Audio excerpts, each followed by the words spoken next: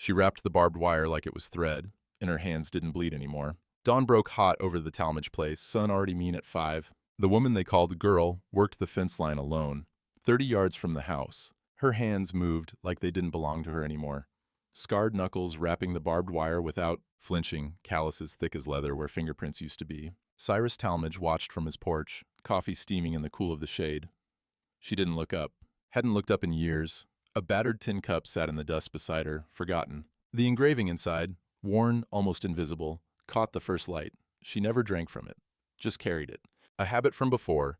The windmill screeched once, metal on metal, then went silent. She wrapped another section. Perfect tension, no wasted motion. The sun climbed higher. The girl was drowning in dust, and Tom Mercer had about 10 seconds to decide if saving her was worth dying for. The storm came out of nowhere, the way they do in late summer. One minute the sky was white-hot, the next it was brown and screaming. Tom Mercer was halfway through Tres Cruces when the wind hit. His horse skittered sideways, ears flat. All around him, people ran for cover, shutters slamming, mothers grabbing children, old Martinez pulling his cart into the livery. Through the dust, he saw the Talmadge place. The windmill was coming apart. One of the blades had torn loose, metal shrieking as it twisted in the wind. The girl, he'd seen her at market sometimes, always with her head down, was out by the far corral, struggling with the chicken wire. Talmadge had probably sent her out there before the storm hit. Punishment for something, he always had reasons. The blade gave way. Mercer saw it fall in pieces. One chunk of rusted metal slamming into the corral post 5 feet from where she stood. She went down. Didn't get back up, the wind was too loud to hear anything. But he saw something small and bright tumbling across the dirt toward the property line. A tin cup. Battered, catching the strange brown light. His horse pulled against the reins, wanted to run. Smart animal. Mercer looked at the property line, looked at Talmadge's house. Shutters closed. Not your business, his mind said. She's under contract. Legal. But Rebecca's voice, quiet as always. Since when did legal mean right? He kicked his horse forward. The dust was so thick he could barely see his own hands. He tied his bandana over his face, left his horse at the fence line, and climbed over. Found her by the corral. She was half buried under a section of broken fencing, face down, not moving. One arm stretched out like she'd been reaching for something. "Ma'am?" He pulled the debris off her. Heavy, split timber and twisted wire. "Can you hear me?" She coughed, tried to crawl away from him. "Easy now. Storm's got you pinned." "No."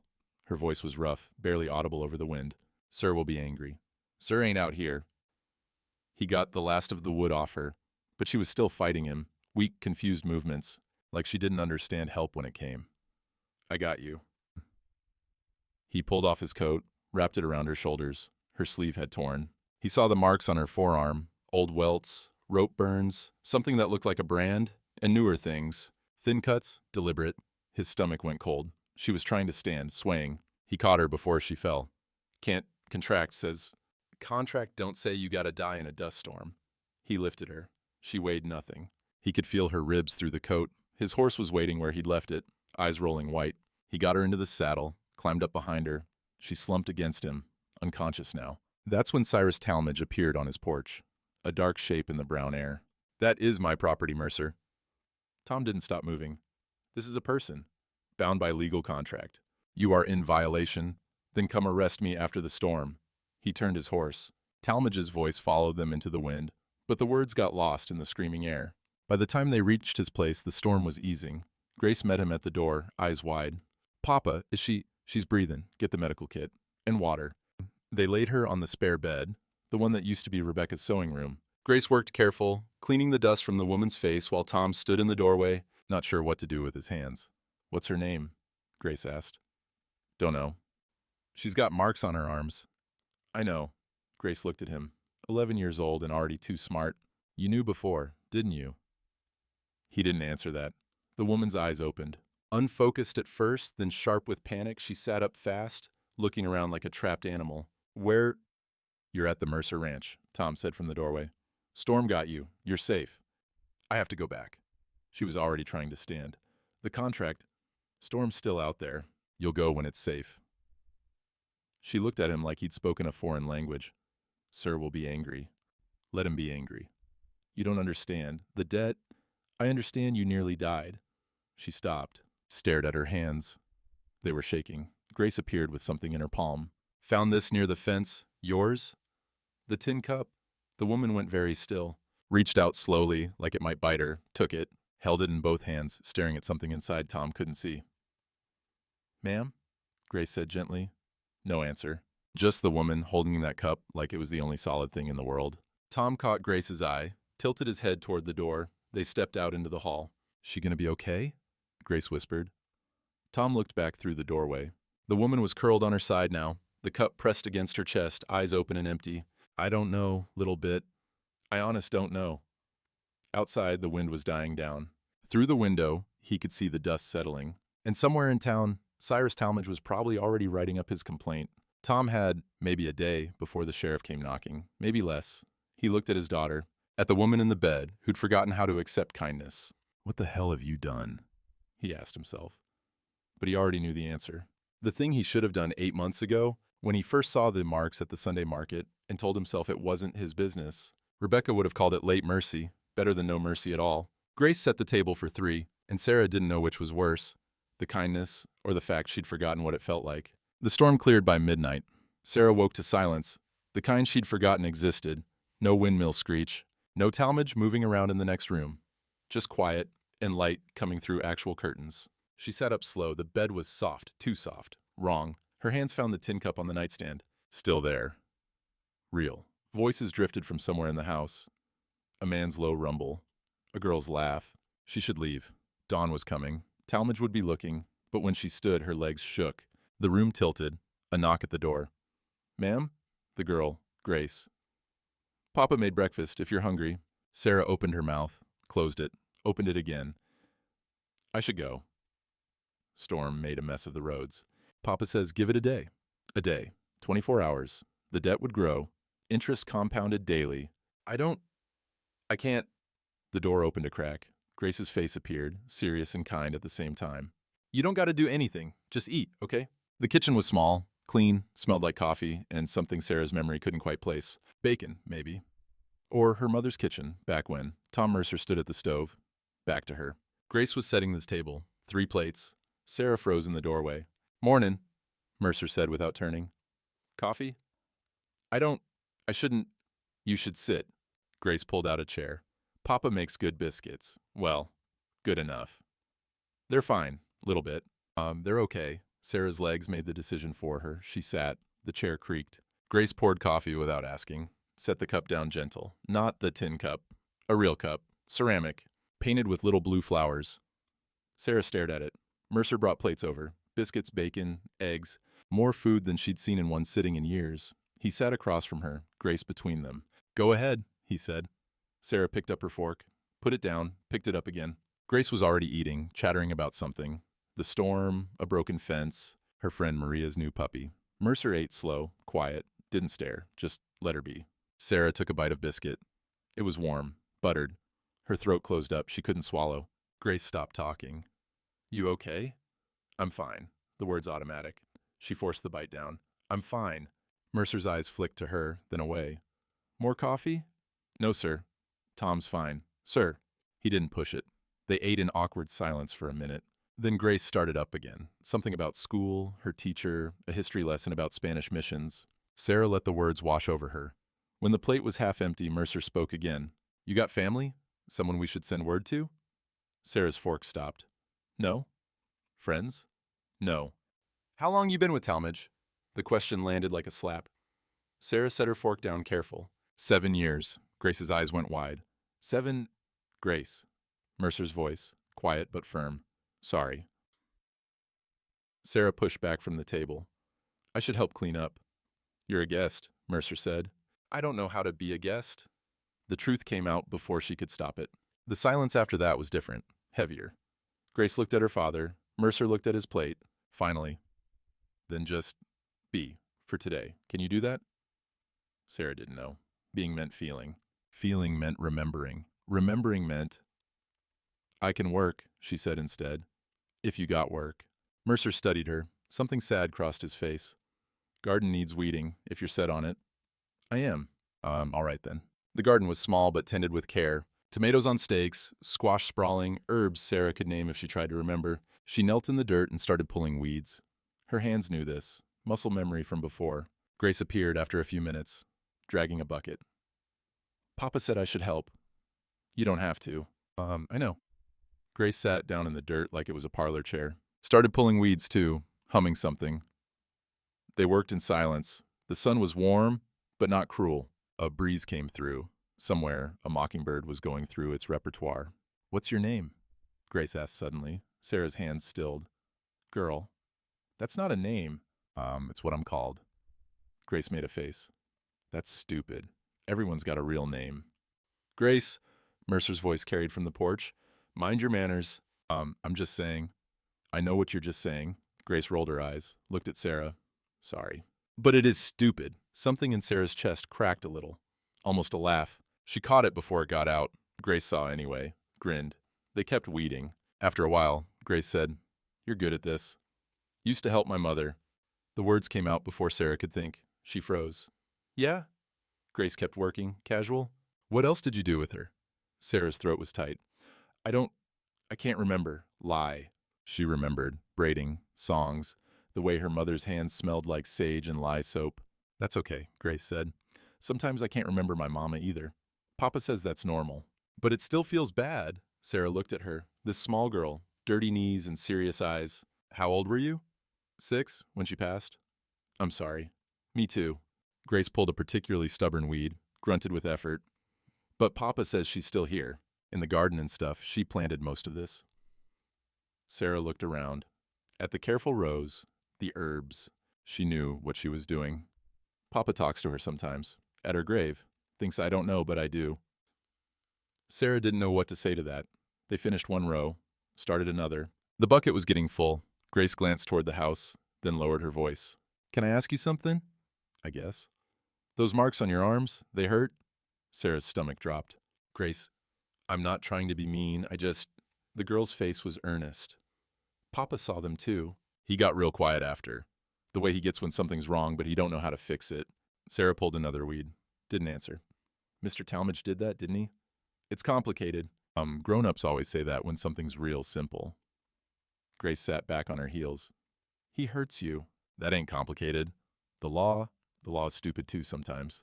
From the porch. Grace Elizabeth Mercer. Sorry, Papa. She looked at Sarah, unrepentant. But it is. And there it was again, that crack in Sarah's chest. Wider this time. She almost smiled. Caught herself. But not fast enough. Grace saw. Her whole face lit up. There, see? You can. Can what? Smile? You looked like maybe you forgot how.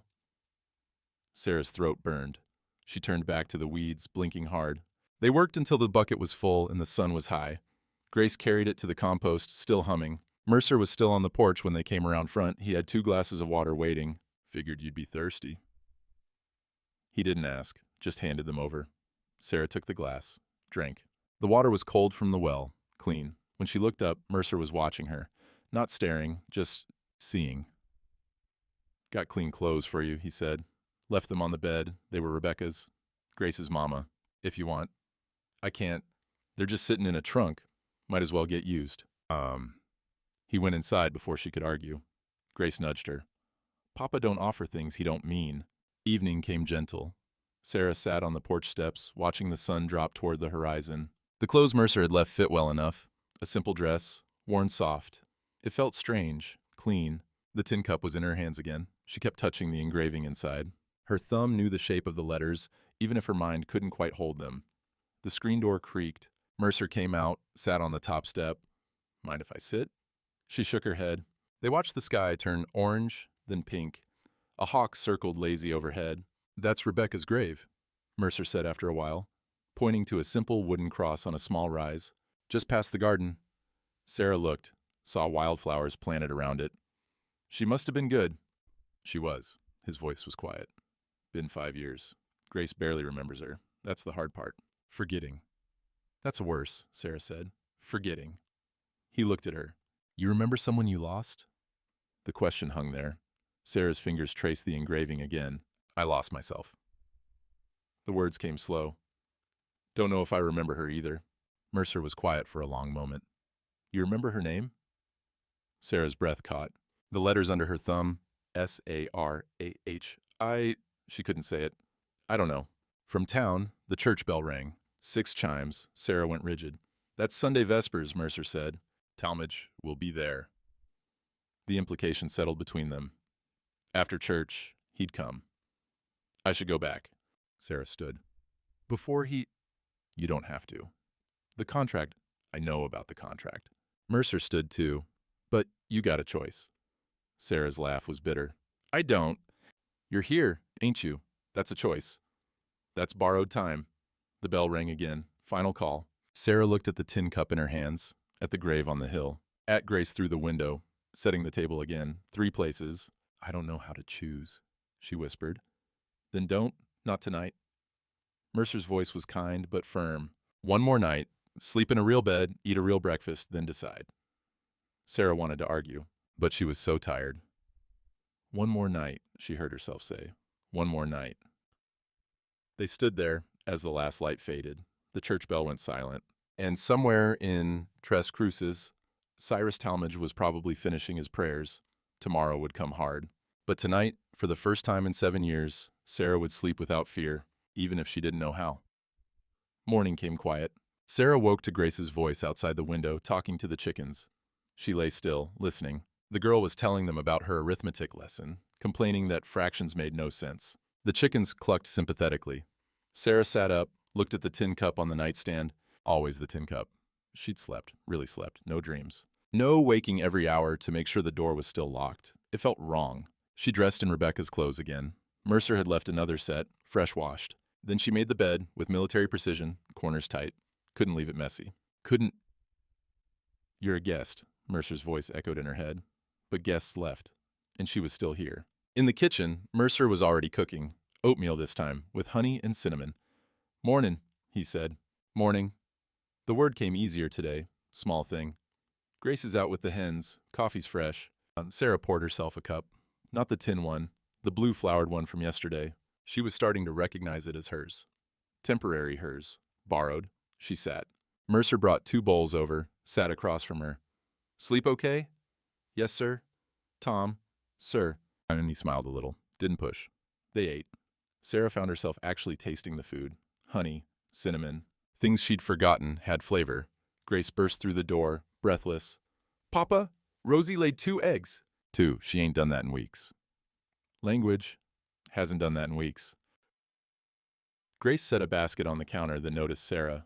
Oh, mornin'. Morning. Grace washed her hands, then spotted something on the counter. The tin cup. Sarah must have left it there last night. Can I see this? Sarah's stomach tightened. It's just a cup. I know, but... Grace picked it up, tilted it toward the window light. There's something inside. Writing, I think. Grace, that ain't... Mercer started. What's it say? The girl squinted. It's real worn down. S-A-R-A-H. She sounded it out. Sarah, is that you? The cup nearly slipped from Grace's hands. Sarah lunged for it, caught it. Her hands were shaking. I don't... Grace's eyes went wide. Did I do something wrong? No. Sarah held the cup against her chest. Her heart was pounding. No, you didn't. Is that your name? Sarah? The room was too small, the air too thin. I don't know. The whisper barely made it out. Mercer was watching her, quiet, understanding something. Grace, he said gently. Go check on Rosie again. Make sure she's got water. But, Grace. The girl left, confused but obedient. The door closed. Mercer didn't move, didn't speak, just waited. Sarah stared at the cup in her shaking hands, at the letters she'd traced 1,000 times without letting herself read them. Sarah, that was my mother's name, she heard herself say. Middle name. The cup was... It was a wedding gift. For my father. Before. Before what? Before he started drinking. Before he lost everything. Before he owed Cyrus Talmadge $800 and I became the payment. The words came flat. Facts. No emotion. Safer that way. Mercer was quiet for a long moment. And your name? Sarah's throat closed. Same as hers. Sarah Colvin. She'd said it, her name, out loud, for the first time in 7 years. The shaking got worse. She set the cup down before she dropped it. Hey, Mercer's voice was steady. You're all right. I'm not, the words cracked. I forgot my own name. What kind of person forgets their own name? The kind that had to survive. She looked at him. This quiet rancher with sad eyes and a dead wife's memory. How do you live with it? She asked. The forgetting? I don't forget, Rebecca. I try to remember the good parts. The parts that don't hurt so much. What if there ain't any good parts to remember? Mercer leaned back, considering. There's always something, even if it's small, even if it's just, you're still here, still breathing. That counts for something. Sarah wanted to believe that, but 7 years of Talmadge's voice in her head. You owe me. You are nothing. You are mine. I don't feel like I'm still here, she said quietly. I feel like I'm just waiting to finish dying. Mercer was quiet after that, not uncomfortable quiet, thinking quiet. Finally, how long you been with Talmadge? 7 years, since I was 21. And the debt? Sarah laughed, bitter. Started at 800, now it's, I don't know, 1,500, 2,000? He adds interest, adds room and board, adds penalties for slow work, broken tools, burned meals. It don't ever go down. That ain't legal. It's on paper. He's got witnesses. Sheriff don't question it. Contracts can be broken. Not when you got no money for a lawyer, not when the whole town owes him something. She picked up the cup again, needed something to hold. He owns half of Tres Cruces, the general store, the livery, the church mortgage. People don't cross him. I'm crossing him. You'll regret it. Maybe. Mercer met her eyes. But I'll regret not doing it more. Sarah didn't know what to say to that. People didn't just help, not without wanting something. Why? She asked. Why do you care? He was quiet for a long time. Then, 8 months ago, Sunday market, you were carrying feed sacks. Your sleeve tore. I saw the marks. Her stomach dropped. I saw, he continued, voice heavy. And I told myself it wasn't my business, that you were under contract, that Talmadge was within his legal rights. I told myself a lot of things. You were right. It wasn't your business. Maybe, but Rebecca would have made it her business. She'd have marched right up to Talmadge and raised hell. A sad smile. She was fierce that way. Couldn't stand injustice. She sounds good. She was. He looked toward the window, toward the grave on the hill. And every day, since I saw those marks and did nothing, I've been hearing her voice, asking me what kind of man I'm teaching our daughter to respect. Sarah understood then. This wasn't about her, not really. This was about him living with himself. That's why you grabbed and on me in the storm, she said. Guilt? Started with guilt, maybe. He looked at her straight. But that ain't why I'm asking you to stay now. Then why? Because Grace set 3 plates this morning. Because you almost smiled yesterday in the garden. Because you just said your own name for the first time in 7 years. And I think maybe that means something. Sarah's throat burned. It don't mean I can stay. Why not? Because he'll come. And when he does, he'll have the law. And you'll lose. Your ranch, your daughter's safety, everything. For what? For someone who ain't even sure she's still a person? The words came out harder than she meant, but they were true. Mercer didn't flinch. You're a person, Sarah Colvin, and I got a choice same as you. I can stay quiet and safe, or I can do what's right and deal with the cost. That's stupid. Probably, he almost smiled. But stupid's better than coward. They sat in silence after that, not uncomfortable, just heavy. Grace came back in, read the room, stayed quiet, smart kid. Sarah helped clean up breakfast. It was easier today. Her hands knew what to do. Wash, dry, put away, domestic rhythms from before. Afterward, Grace asked if Sarah wanted to help in the garden again. If you want. I do, Grace said simply. They worked side by side, pulling weeds, checking for pests. Grace chattering about school, her friend Maria, the book she was reading.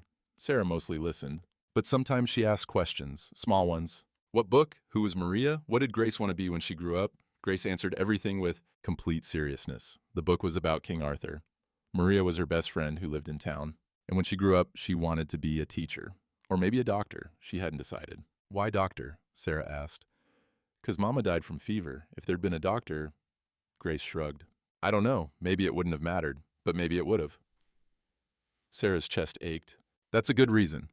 They kept working. The sun was warm, but not cruel. A breeze came through, carrying the smell of sage and dust. Then Grace said, quiet, Mr. Talmadge, and did he ever do anything good? Sarah's hands stilled. Why you asking? 'Cause Papa says people ain't all bad or all good. That everybody's got reasons, even when they do wrong things. I'm trying to figure if Mr. Talmadge got reasons. Sarah pulled another weed, thought about it. He saved my mother once, she said finally. Year before she died, we had nothing. Father had drunk everything away. We were going to starve. Talmadge gave her food, on credit. That's good. Then he called, in the debt when she died. Said he'd forgive it if I worked for him. 7 years, he said. Then I'd be free. Grace was quiet. But it's been 7 years. It has. So he lied. Sarah looked at her, this small girl seeing it so clear. Yeah, he lied. That's worse than just being mean, because he made you hope. And there it was. The thing Sarah hadn't let herself think. False hope was crueler than no hope at all. Grace reached over, put her small hand on Sarah's scarred one. But you got real hope now, right? Sarah wanted to pull away, wanted to say no, wanted to protect this child from learning that hope was dangerous. But she didn't. I don't know, she said honest. I'm trying.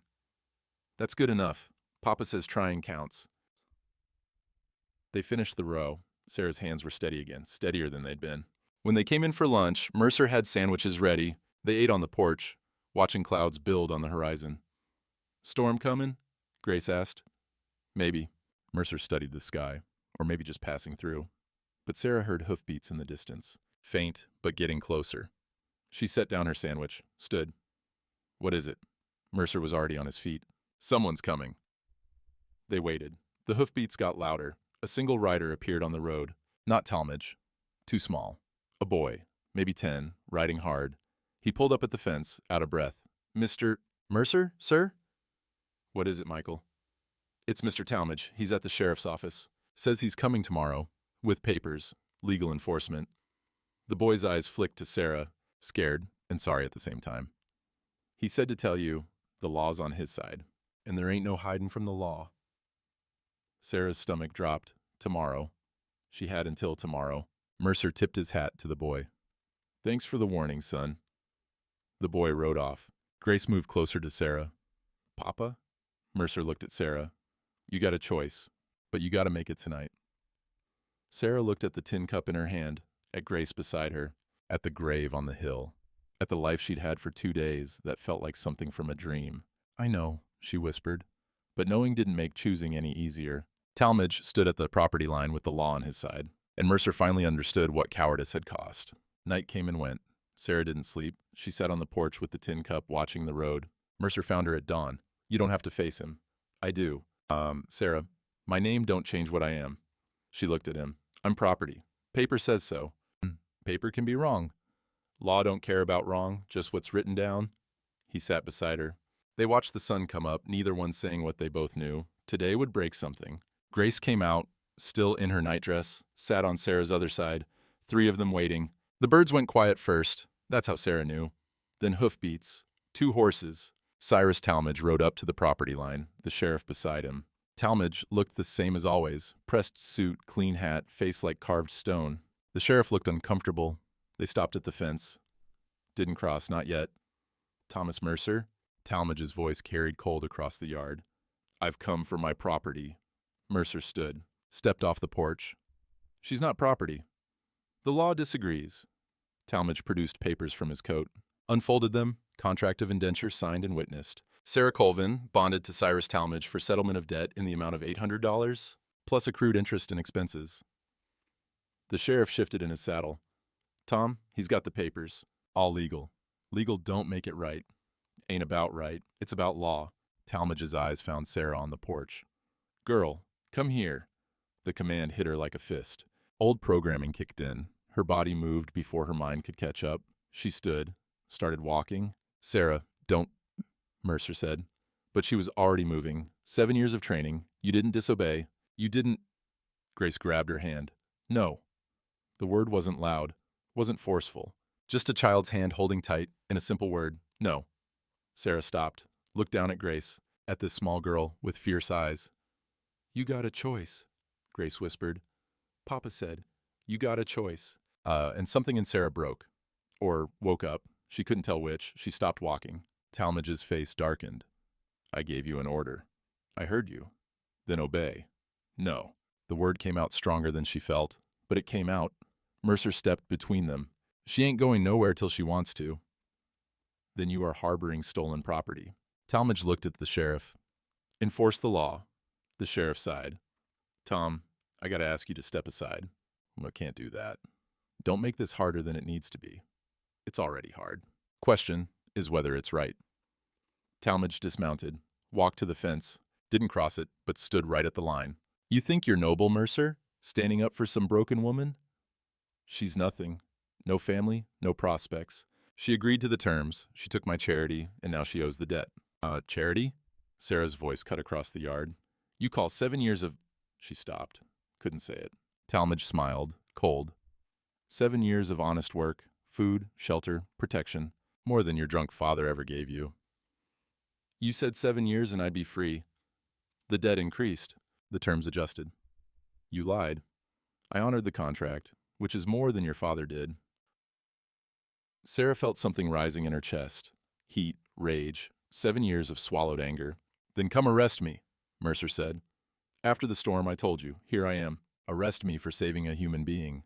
I'll do more than arrest you. Talmadge's voice was ice. I'll take your ranch.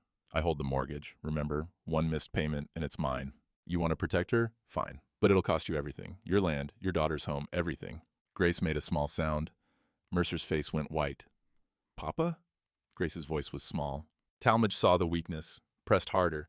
Is she worth it, Mercer? Is this broken woman worth your daughter's future? And Sarah saw it. The trap. The choice. Mercer would lose everything for her, and Grace would pay the price. Stop. Sarah walked toward them, past Mercer, to the fence line. Sarah, don't... Mercer grabbed her arm. She pulled away, looking at Talmadge. I'll go back. No, Grace was crying now. I have to. Sarah. Mercer's voice was breaking. You can't lose your ranch. Not for me. She looked at him. You got a daughter. That matters more. Talmadge nodded. Finally, some sense. He held out his hand. Come. Sarah looked at that hand, the hand that had fed her, beaten her, owned her for 7 years. She started to reach for it. Then she saw her own arm. The sleeve of Rebecca's dress had ridden up. The marks were visible. Old scars, fresh cuts, 7 years of pain written on skin. Talmadge saw them too. His face didn't change. Your clumsiness is not my concern. And something in Sarah snapped. Clumsiness? Her voice shook. I think you're wasting time. I haven't been human for years. The words ripped out of her, loud, raw, 7 years of silence breaking all at once. I forgot my own name. I stopped feeling pain. Her hands were shaking. She grabbed her sleeves, yanked them up, both arms, all the marks. You see these? You see what you did? Talmadge's face was stone. I never touched you. You didn't have to. You just had to own me. You just had to make me into a thing that works and eats and doesn't feel anything because feeling meant remembering I used to be a person. She was crying now. Couldn't stop. Grace was sobbing. Mercer looked like he'd been hit. The sheriff had gone pale. And these, Sarah pointed to the newer marks, the thin cuts. You think you did these? You didn't. I did. Silence. I did this to myself. Because I needed to feel something. Anything. Even if it was just pain. Because pain meant I was still alive. Pain meant I hadn't turned completely to stone. Her voice cracked. So don't you dare call it clumsiness. Don't you dare pretend you don't know what you did to me. Talmadge stared at her. His face was still stone, but something flickered in his eyes. Not shame, not quite, but something. The contract made me a slave, and you know it. You never had to. The law did it for you. She was shaking so hard she could barely stand. And everyone knew.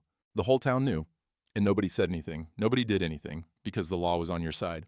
Mercer stepped forward, put a hand on her shoulder. Steady. She's right, he said quiet. And I'm part of it. I saw the marks 8 months ago. I knew. And I said nothing because I was afraid. He looked at the sheriff, at Talmadge. But I ain't afraid no more. Tom, the sheriff started, she ain't going back. I don't care what the paper says. Some things are wrong even when they're legal. And this is one of them. Talmadge's face darkened. Then you'll lose everything. Maybe, but I'll keep my conscience. Your conscience won't feed your daughter. No, but it'll let me look her in the eye. Sarah couldn't breathe, couldn't think. The world was spinning. She'd said it. All of it. The things she'd never let herself think. And now everyone knew. The sheriff. Talmadge. Grace. Everyone knew she'd cut herself. That she'd been so desperate to feel human that she'd hurt herself just to prove she could still bleed. She couldn't. She turned. Ran. Sarah, Mercer called. But she couldn't stop. Couldn't face them. Couldn't. She made it to the barn, slammed the door, threw the bolt, slid down the wall, and finally, after 7 years of holding everything in, she broke. The sobs came hard, shaking her whole body, years of pain pouring out all at once. Outside, she heard voices. Talmadge and Mercer arguing, the sheriff trying to keep peace, then hoofbeats, leaving. But she couldn't move, couldn't think. She'd said it out loud, the worst thing, the shameful thing, and now they all knew she was broken, completely broken, and there was no putting the pieces back together. The tin cup was still in her hand. She'd been holding it the whole time. She stared at the name inside. Sarah. She'd remembered her name. But what good was a name when the person wearing it was shattered? Outside, the windmill screeched once, sharp, then went silent, like even the world was holding its breath, waiting to see if she'd survive this. The barn door stayed locked for 2 days, and Mercer learned that silence could scream louder than any storm. Sarah didn't come out. First day, Mercer left food by the barn door, biscuits, water, an apple, knocked gentle. Sarah, you don't have to talk. Just eat something. Silence. He waited. Nothing. The plate sat there all day, untouched. Grace tried that evening, sat by the door with her book, read aloud. King Arthur and the Round Table, her voice soft, careful. And the king said, "Mercy is the highest form of courage." Mercer watched from the porch, saw his daughter's small shoulders, the way she kept glancing at the door, hoping for something, a sound, a word, nothing. When full dark came, Grace gave up, walked back to the house, eyes red. She didn't even. I know, little bit. Is she going to be okay? Mercer didn't lie to his daughter. I don't know. Second day was hotter, no breeze, the kind of heat that makes the air shimmer and thoughts go slow. Mercer left breakfast, oatmeal this time, still warm. By noon, it was covered in ants. He cleared it away. Left lunch, sandwich, more water, same thing. The town started talking. He heard it when he went for supplies. Whispers cutting off when he walked past. Mrs. Pollard gave him a look. Half sympathy, half judgment. Tom. Ma'am.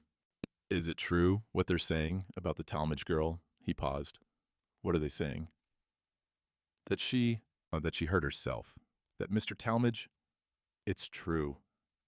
Mrs. Pollard's face crumpled. Lord have mercy. We all knew something was wrong, but we thought... You thought it wasn't your business? Yes. Quiet. Ashamed. We did. He bought his supplies and left. Father Esteban stopped him on the steps of the church.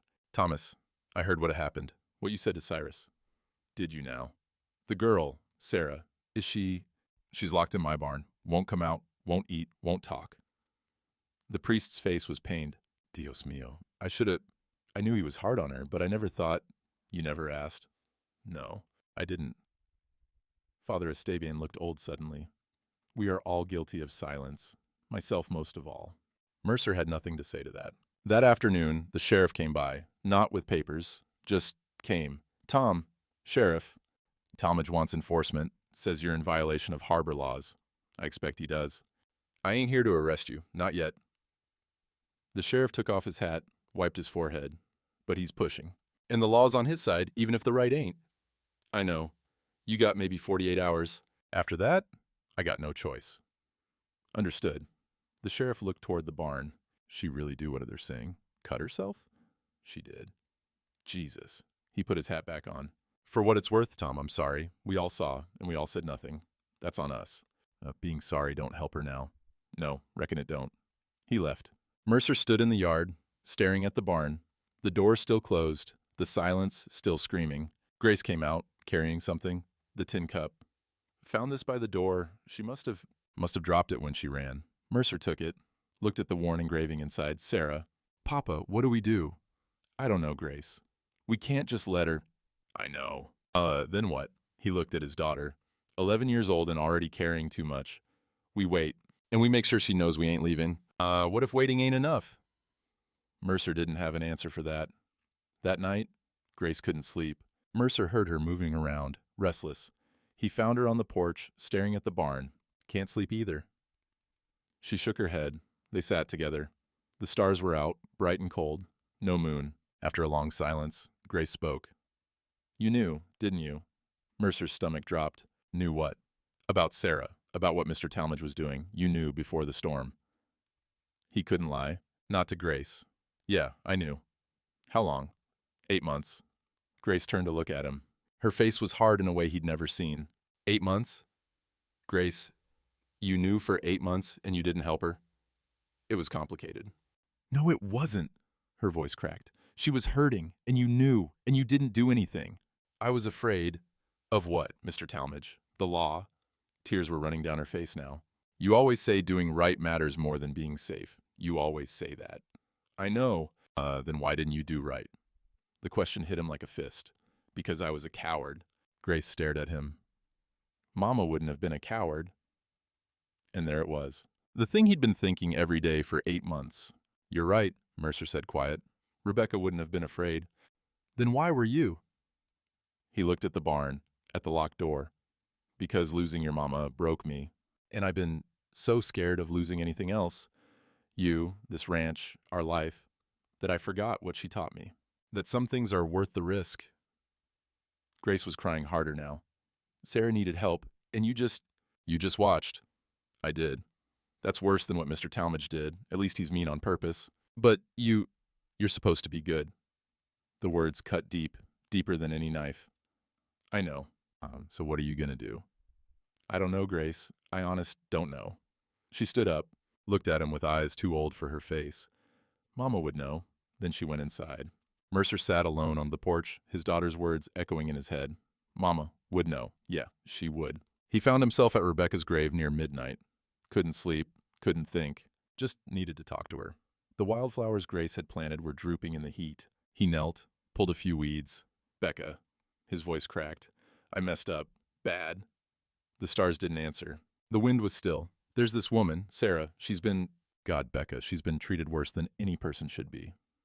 And I knew. I saw the marks 8 months ago at market. Her sleeve tore, and He stopped, swallowed hard. I told myself it wasn't my business, that she was under contract, that Talmadge was within his rights. I told myself if I stepped in, I'd lose the ranch, lose everything, lose Grace's home. The grave sat silent. But that was a lie. I wasn't protecting Grace. I was protecting myself. From risk. From hard choices. From being the kind of man you needed me to be. His hands fisted in the dirt. And now she's locked in my barn, hurting herself, maybe dying in there for all I know. And Grace looks at me like I'm not who she thought I was. Tears came then, hot and ashamed. You'd still know me, Becca, but you wouldn't like what you see. He pressed his forehead to the wooden cross. I don't know how to fix this. I don't know how to be the man you married. I don't know how to... Thunder rumbled, distant, the first sound the sky had made in days. Mercer looked up.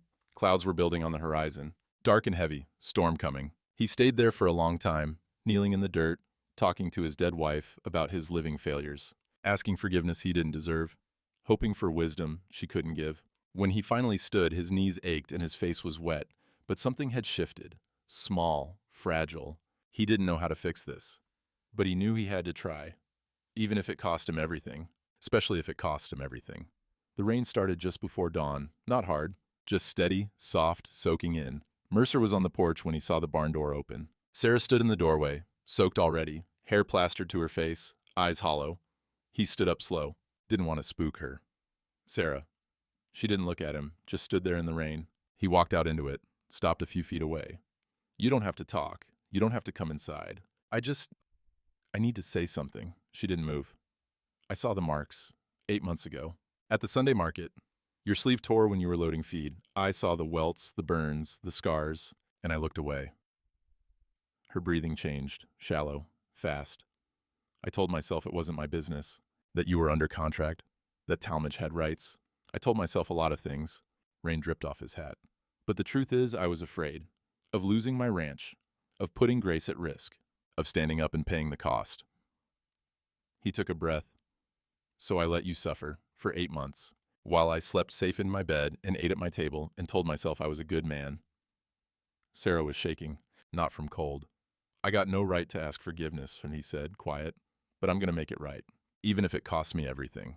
The ranch, my reputation, whatever Talmadge wants to take. I don't care anymore. You can't. Her voice was hoarse from 2 days of silence. You can't make it right. Nobody can. Maybe not, but I can try. She looked at him finally. Her eyes were red, face gaunt. Why? The word barely made it out. Why do you care now?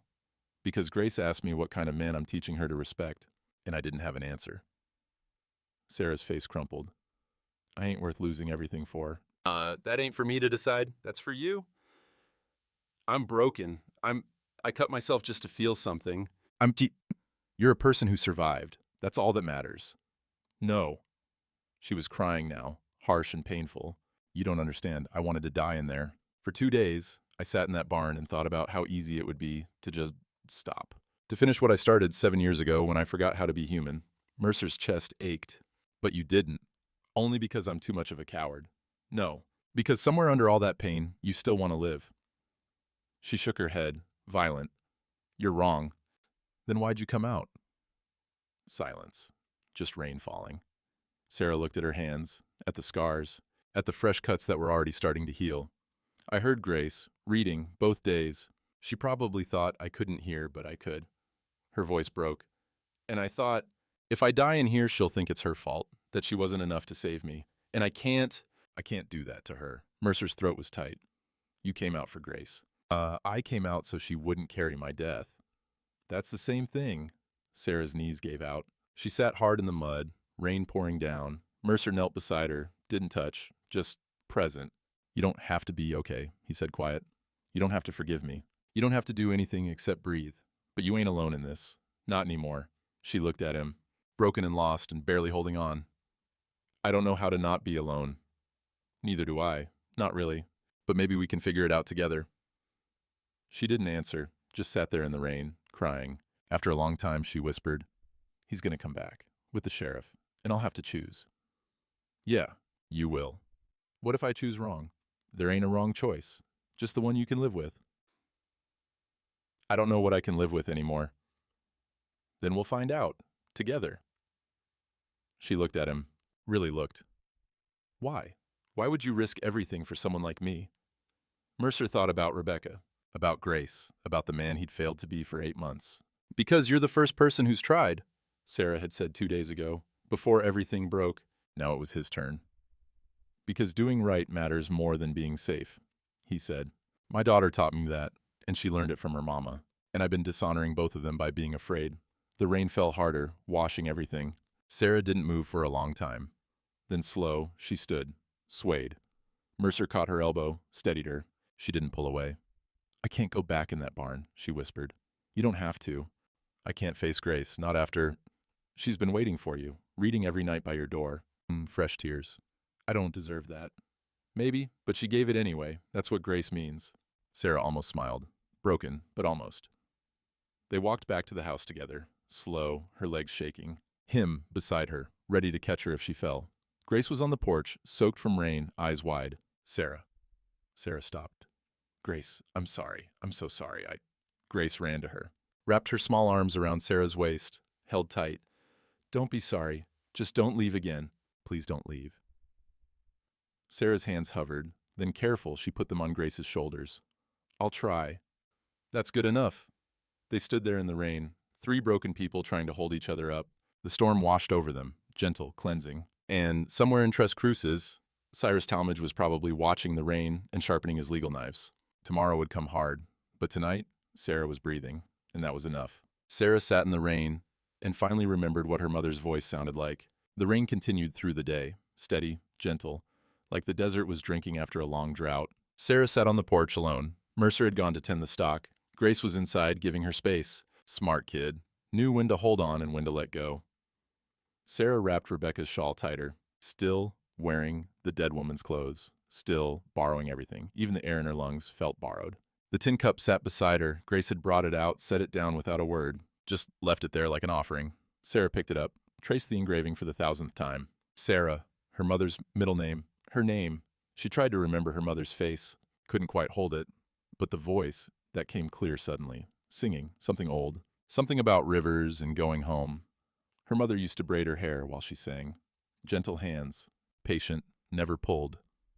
Hold still, mija, almost done. Sarah's hand went to her own hair. Rough knot, no braid.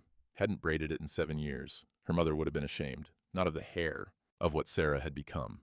Or maybe she would have understood. Her mother had known about hunger, about making terrible choices to survive. That's why she'd taken Talmadge's charity. Because starving was worse than owing. Except it wasn't. Owing had killed her, shame had killed her, and then Sarah had paid the debt with her life. Except she hadn't died. She just stopped living. The rain fell harder for a moment, then eased. Sarah watched it drip off the porch roof. Each drop the same. Each drop different. She'd spent 2 days in that barn wanting to die, really wanting it, the way you want water when you're dying of thirst. But she hadn't done it. Not because she was brave. Because she was thinking about Grace reading through the door. That small voice working through King Arthur and mercy and courage. If Sarah died in there, Grace would think she hadn't been enough. Would think her reading, her presence, her care had failed. And Sarah couldn't do that to her. So she'd stayed alive. Not for herself. For a child she'd known 3 days. What kind of person was that? The kind that still has something worth protecting, her mother's voice whispered. Even if it ain't yourself. Sarah's throat burned. The desert was softening around her. Dust turning to mud. Creosote releasing its smell. Everything green underneath the brown, just waiting for water. 7 years without water. 7 years of drought. And now rain. She didn't know what to do with rain. Footsteps on the porch. Mercer. Hat dripping. Mind if I sit? She shook her head. He sat on the top step, not too close. Gave her room. They watched the rain together. Didn't talk. Didn't need to. After a while, he spoke quiet. Sheriff will be back tomorrow, maybe sooner. Talmadge is pushing hard. Sarah's stomach dropped. I know. You got a choice to make. I know that too. Silence. Just rain on tin roof. What are the choices? She asked. Mercer considered. Way I see it, 3. You go back to Talmadge. That's safest for everyone except you. You run. I can give you money, a horse. You'd be free, but alone. Or, he paused. You stay. We fight it. Together. If I stay, you lose everything. Maybe. Your ranch. Grace's home. Maybe. That's stupid. Probably. He almost smiled. But I'm tired of being smart and wrong. Rather be stupid and right. Sarah looked at him. This quiet man with sad eyes and a dead wife's conscience. Why does it matter so much? To you? Because I got a daughter who's watching. Learning what kind of man I am, what kind of choices matter. He picked at a splinter on the step. And because 8 months ago, I had the same choice. I chose safe. Been living with that ever since. You can't fix that by saving me. No, but I can stop making the same mistake twice. Sarah turned the cup in her hands. The rain made everything shimmer. I don't know how to choose. What does your gut say? My gut says run. Get away from Talmadge. Away from here. Away from people who might get hurt because of me. And your heart? She didn't answer for a long time. My heart's been dead 7 years. Don't know if it still works. I think it does. You came out of that barn for Grace. That's heart. That's just not wanting to hurt her. Same thing. Was it? Sarah didn't know anymore. What if I choose wrong? She whispered. There ain't wrong. Just what you can live with. And I don't know what I can live with anymore? Then start smaller. What do you want? Right now. This minute. Sarah looked at the rain. At the garden where she'd almost smiled. At the window where Grace was probably watching. At the tin cup with her name inside. I want, and the words stuck. I want to not be afraid all the time. That's something. I want to remember who I was before. That's more. I want, her voice cracked. I want to believe I'm worth fighting for, even though I know I'm not. Mercer was quiet. Then, you are, though. You don't know that. I know you worked 7 years in hell and didn't break completely. I know you survived. I know you're sitting here breathing, trying. That's worth something. Tears came. Silent. Just running down her face, mixing with rain. It don't feel like enough. It's more than enough. It's everything. They sat in the rain, Sarah crying quiet, Mercer just present. After a long time, Grace came out, sat between them, took Sarah's hand. You gonna stay? The girl asked. Sarah looked at her. At this child who'd read to a locked door for 2 days. Who'd grabbed her hand and said no. Who believed people were worth listening to, even when they didn't believe it themselves. I don't know yet. Okay, Grace squeezed her hand. But if you do, we got your back. Papa and me. Why? Grace shrugged. 'Cause that's what people do, when they care. Sarah's heart cracked open a little more. She looked at the cup in her hand. At her name worn almost invisible, but still there. Still there. I think... The words were hard. I think I want to be okay. Grace smiled. Mercer's hand found Sarah's shoulder, gentle. Then that's where we start, he said. The rain fell. The desert drank it in. And Sarah sat between two people who cared whether she lived or died, and let herself want something for the first time in 7 years. It wasn't much, just a small want, fragile as new grass, but it was hers. Sarah walked into town carrying $800 in a choice that would cost her everything she'd learned to survive. Dawn came clear. The rain had stopped sometime in the night, leaving everything washed clean. Sarah found Mercer in the barn, saddling his horse. "You going somewhere?" He looked up. "Town. Figure I better talk to the sheriff before he comes out here with enforcement." "Don't. Sarah, I need to go back." Mercer's hands stilled on the saddle. "You decided?" "I decided." Her voice was steadier than she felt. "But not the way you think." She stepped into the barn. The place she'd locked herself in for 2 days, it didn't scare her now, just felt like a barn. "There's a boy," she said. "Michael Carver, 10 years old. His family lost their farm last year. Drought killed their crops. Talmadge bought the debt." Mercer's face darkened. "He's got the boy in bondage?" "Whole family. Mother, father, and Michael. Working Talmadge's north property. Same terms as me, same trap." "Jesus. I seen Michael at market sometimes. He's got these big eyes, scared all the time. And I thought," she swallowed hard, "I thought if I just keep my head down, maybe it won't be so bad for him. Maybe Talmadge will be kinder to a child." "But he wasn't." "No," Sarah's hands fisted. "Last month I saw bruises. Michael said he fell. But I know what falling looks like, and I know what fists look like." Mercer was very still. "You gave me money," Sarah said, "for running. $800. "Yeah. That's what the Carver farm debt was. Original amount. Before Talmadge added his interest and fees and penalties." Understanding dawned on Mercer's face. "You want to pay off the boy's debt? The family's debt? All of them?" Sarah met his eyes. "I know it's stupid. I know it don't save me, but I've been thinking about what Grace said, about what people do when they care. Sarah, that money could get you to California. Get you free. I know. You'd be giving up your only chance." "No." Her voice was quiet, but certain. "I'd be giving a 10-year-old boy his only chance. That's different." Mercer stared at her. Then a slow smile crossed his face. The first real one she'd seen. "Rebecca would have liked you." "Yeah?" "Yeah. She always said freedom don't mean much if you're the only one who's got it." Sarah's throat tightened. "So you'll help me?" "Hell yes, I'll help you." He finished with the saddle. "But you know what this means? You go back to Talmadge, pay off someone else's debt instead of yours. He's going to make your life worse than it was." "I know. He'll add years to your contract. Maybe decades." "I know. So why?" Sarah thought about the barn, about wanting to die, about Grace's voice reading through the door. "Because for 7 years, I've been waiting to be saved," she said. "Maybe the only way out is to save somebody else first." They rode into Tres Cruces at midday. Sarah, Mercer, and Grace, who'd refused to stay home. "I'm a witness," Grace had said. Like in the King Arthur story, witnesses matter. The town square was busy, Sunday market, people everywhere. Talmadge was standing outside the sheriff's office, talking to Father Esteban. He saw them coming, his face went cold. The sheriff stepped out, saw Mercer, sighed. "Tom, I got papers. Was just about to ride out." "I know, that's why we're here." Mercer dismounted, helped Sarah down. People were stopping, watching. Word spread fast in small towns. Talmadge walked over. "You bringing her back?" "Not exactly," Sarah said. His eyes flicked to her. "I wasn't speaking to you." Well, I'm speaking to you." She pulled the money from her pocket. $800 in bills. "I got payment for a debt." Talmadge's eyes narrowed. "Your debt is considerably more than—" "Not my debt. The Carver family debt." Silence dropped like a stone. "What?" Talmadge's voice was sharp. "Michael Carver, his parents, their farm debt. Original amount was $800. This is payment in full." The sheriff leaned in. "That true, Cyrus?" "The debt has accrued interest." "Original amount," Sarah repeated. Before you added your fees and penalties and made it impossible to pay, $800, legal tender, witnessed." She held out the money. Talmadge didn't take it. "This is irregular." "It's legal," Father Esteban said quietly.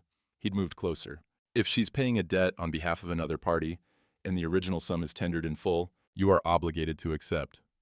More people were gathering now. Mrs. Pollard, Martinez, others. A crowd forming. "I don't have to accept." "You do if you want to keep claiming you follow the law," Mercer said. "Ain't that right, Sheriff?" The sheriff looked uncomfortable. "Technically, Tom's right. If the original debt is paid in full, the contract is satisfied." Talmadge's face was stone, but his eyes were calculating. "Where did she get this money?" "I gave it to her," Mercer said. Free and clear, her money to spend how she wants. This is a trick. This is legal. Sarah stepped closer, held out the bills. You want the law on your side, Mr. Talmadge? Then honor it. Take the money, release the Carvers. For a long moment, nobody moved. Then Talmadge snatched the money, counted it, his jaw tight. Fine, the Carver debt is satisfied. He looked at the sheriff. Make a note. Witnessed and paid. The sheriff nodded, started writing in his ledger. Sarah felt something break open in her chest. She'd done it. Michael would be free. The family would be free. Talmadge turned to her. And you, your debt remains. I know. Larger now, since you've demonstrated your willingness to harbor and spend funds rather than apply them to your obligation. I know that too. His smile was cruel. Then you understand you've just added years to your servitude, possibly the rest of your life. Worth it. The crowd was murmuring now, shifting, something changing in the air. Father Esteban stepped forward. Cyrus, I have a question. What? How much is her remaining debt? Exactly. Talmadge pulled out a ledger, flipped pages. $2,147, plus penalties accruing daily. Gasps from the crowd. That's robbery, Mrs. Pollard said. That's compound interest, Talmadge shot back. Legal and binding. Father Esteban looked at the crowd, then at Sarah. This woman has just freed an entire family, used her only chance at escape to save a child from bondage. His voice carried across the square. And we have watched her suffer for 7 years. We knew, all of us. We knew and said nothing. Shame rippled through the crowd. I have $50, Father Esteban said. From the church discretionary fund for Sarah Colvin's debt. Silence. Then, I got 30, Mrs. Pollard said. From my egg money. 20, Martinez called. From the livery receipts. One by one, people stepped forward, offered money, $5, 10, 2. Talmadge's face darkened.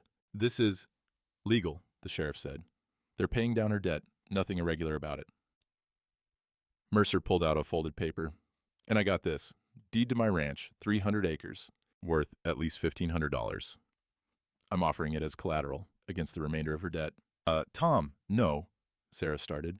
You paid for the Carvers. We're paying for you. I can't let you. Grace grabbed her hand. That's what people do when they care, remember? Sarah's vision blurred. The sheriff was counting. Looks like roughly $900 cash, plus Tom's deed as collateral. That brings it to... Not enough, Talmadge said. Still 300 short. I'll cover it. Everyone turned. Father Esteban had pulled out a small locked box, opened it. More bills. The church building fund, $320, was saving for a new roof. But I think the Lord would rather see a soul freed than shingles laid. He handed it to the sheriff. That's... The sheriff counted again. That's the full amount, plus 20 over. The crowd held its breath. Talmadge stood there, surrounded by the whole town, his system turned against him. The law was on my side, he said quietly. It was, Sarah said. But mercy's on mine. She looked at him, really looked, this man who'd owned her for 7 years. I'm free now, Mr. Talmadge, legal and witnessed, and you can't touch me no more. His face was fury and defeat. You'll regret this? No. Her voice was clear, strong. I won't. She turned to Mercer, to Grace, to Father Esteban and Mrs. Pollard, and all the people who'd finally found their courage. My name is Sarah, Sarah Colvin, and when she said it this time, she believed it. The tin cup sat on Mercer's table between 3 place settings, and for the first time, Sarah knew which one was hers. 2 weeks later. Sarah woke in the spare room, her room now, to the sound of Grace singing in the kitchen, off-key but enthusiastic. Something about morning glories and sunshine. She sat up slow, touched the tin cup on the nightstand. Habit, but a different kind now. The engraving was still worn, almost invisible, but she didn't need to see it anymore. She knew what it said. Sarah. Breakfast was easy now. Grace set 3 plates without thinking. Mercer poured coffee. Sarah buttered biscuits, a rhythm they'd fallen into. Michael Carver's mama came by yesterday, Grace said, mouth full. Brought eggs. Said to say thank you again. She don't need to keep thanking me. I know, but she's gonna anyway. Grace grinned. Papa says people gotta say thank you till they feel like they've said it enough. Takes different amounts of time for different folks. Mercer smiled into his coffee. That's about right. After breakfast, Sarah walked to the garden. Her hands knew the work now, weeding, watering, checking for pests, the same hands that had wrapped barbed wire without flinching. But they felt different, felt hers. Grace joined her after a while. Can you teach me something? Like what? How to braid. Like you told me about. What your mama taught you. Sarah's throat tightened. I can try. Grace sat cross-legged in the dirt, patient as sunrise. Sarah's hands hovered. Then solo she began. Over, under, through. The pattern coming back like breathing. There, she said when it was done. Like that. Grace touched it gentle. It's pretty. Your mama was smart. She was. They worked the rest of the morning together. Easy, quiet. The kind of quiet that didn't hurt. Evening found them on the porch. The three of them. Watching the sun drop toward the horizon, painting everything gold. Sarah held the tin cup, filled with water from Mercer's well. Clean, cold. You gonna stay? Grace asked. Not for the first time. Yeah, Sarah said. I think I am. Good. Mercer was quiet a moment. Then, you know what Rebecca used to say about names? What? That every person's name carries light, even when they can't see it, even when they forget. He looked at Sarah. You've been human all along. You just forgot your name carries light. The words settled over her, true and gentle. Sarah looked at the tin cup, at the worn engraving, at her scarred hands holding it steady. She drank, felt the cold water all the way down. When she looked up, Mercer was watching the horizon. Grace was humming something. The windmill turned smooth and quiet. Mercer had fixed it. No more screaming metal, just steady work.